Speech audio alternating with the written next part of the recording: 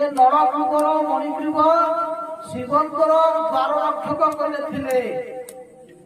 ସେଇ ଅହଙ୍କାର ଅନୁଭୂତ ହେଇ ଆପଣ ମାନେ ଜାଣନ୍ତି ଆଜିକାଲିକା କଳିର ଅମୃତ କଣ ଜାଣନ୍ତି? ମଦ।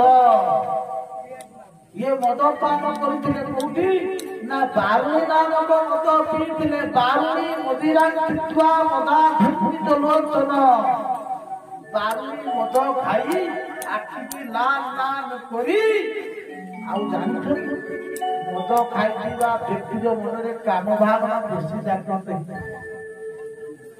କାମ ଭାବନା ବେଶୀ ଜାଗ୍ରତ ହେଇ ମଦ ଲୋକ ଖାଇଥିବା ବ୍ୟକ୍ତିର।